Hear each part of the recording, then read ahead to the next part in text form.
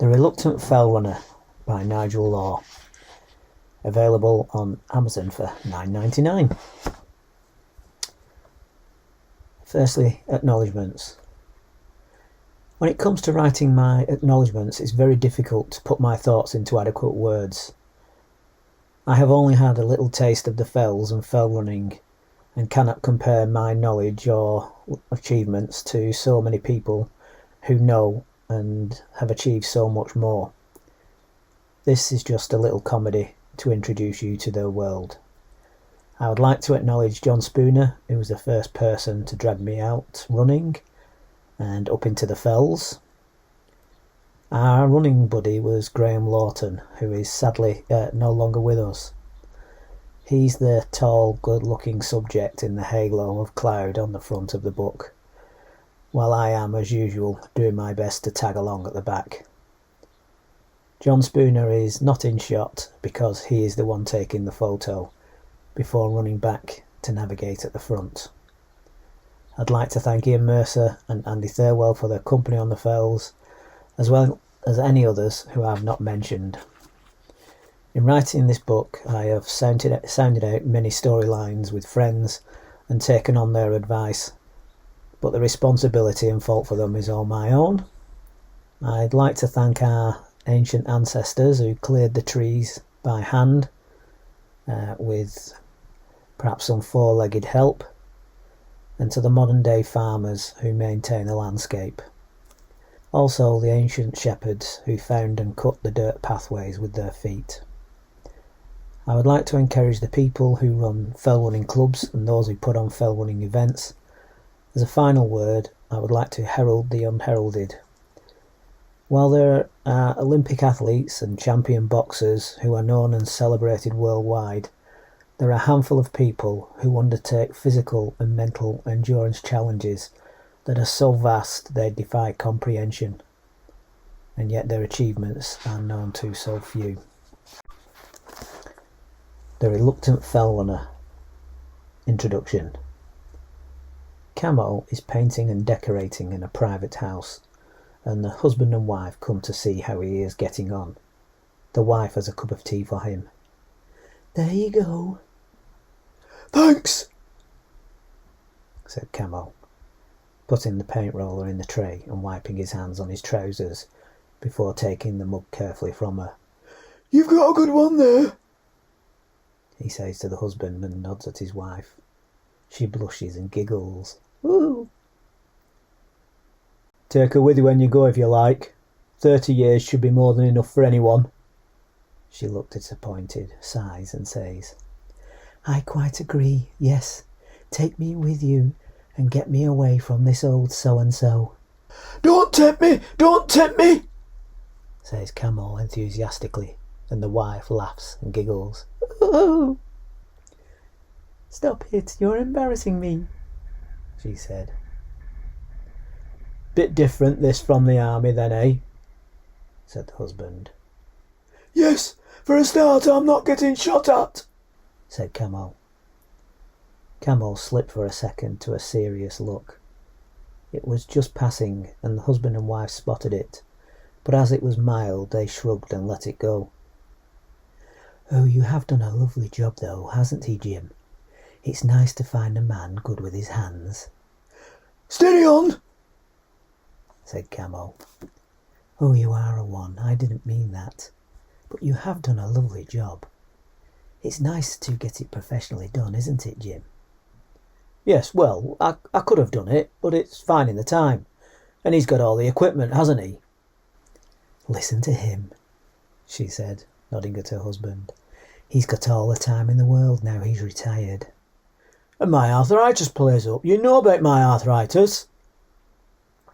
"Yes, I know about your arthritis. We all know about your arthritis." "How much longer do you think it will take?" said the husband, changing the subject. "Oh, should be done in about an hour. Half an hour to clean and pack up, and then I'll be gone." "Oh, it's almost a shame. It's been nice having you here. Nice to have some cheery company, hasn't it, Jim?" "Yes. Then it's on to the next job for you, I suppose. Cups of tea in someone else's house." You got it, said Camo. Are you doing anything special for the weekend? Said the wife. Well, I'm out tonight fell running, if that counts. What's that? I run on the fells, the mountains. I meet some guys at the lay-by at Stair Mines, and then going up and over Dollyfell, Bluffell and Winkle. Then back around to the car.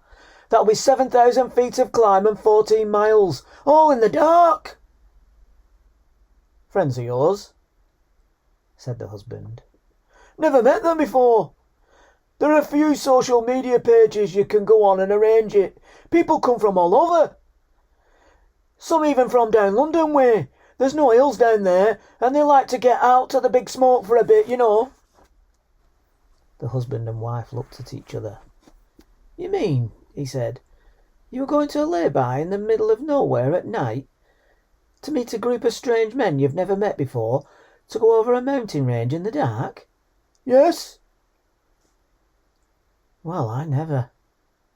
And we'll all be wearing lycra, he said, and winked at the wife. She whooped and laughed. Sounds interesting. Can I come? She said. The more the merrier, said Camo. The husband ignored that and was looking puzzled. Will it not be dangerous in the dark? We'll all be wearing head torches, but you're right. You do have to be careful. If it gets wet or the clag comes down, it can be quite treacherous. There are some steep drop-offs, so you need to get your bearings and know where you are going. Otherwise, it's a quick plummet of 3,000 feet and splat, you'll die! When he said you'll die, he said it with a change of his face to very serious, and his piercing blue eyes looked a little scary. The husband and wife shifted a little uncomfortably. OK, right, well, good luck with that. We'll leave you to it, he said, backing out and taking his wife's hand. Yes, we'd better leave you to it. Make sure you collect your money before you go. Oh, I'll never forget, said Camo, taking a drink of his tea, putting it down and getting back to his painting with a cheery whistle. Not noticing the change in atmosphere. The man and the wife shared a look when they went out of the room. He must have seen some sights in the army, or maybe had a bullet ricochet to the helmet or something. I think you're right.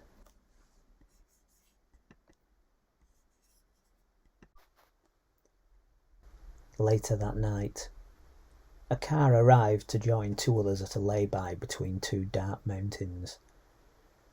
When it parked up, two men got out of one car and one from the other to make 4 people altogether. Hi, is it Camo?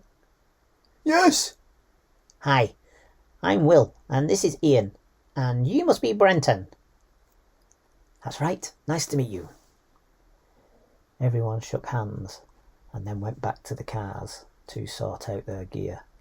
The lights on the inside of the cars were the only lights in the dark valley, and they all put their head torches on to sort out their gear in the boot of their cars. Suddenly the atmosphere changed, getting serious and picking up speed. OK, said Will. I will be navigating today. We are going up Dollyfell, Bluffell and Winkle, then back here to the car. That will be approximately 7,000 feet and 14 miles. The pace will be about 4 hours. Everyone OK with that?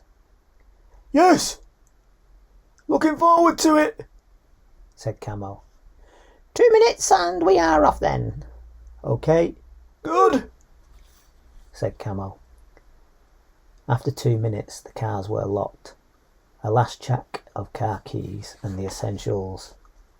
Let's go, said Will, immediately setting off at a jog towards the base of the hill that was almost immediately off the road, and they were on their way. They hit the steepness of the hill and slowed to a fast walk. The line of head torches could be seen steadily making their way upwards into the dark.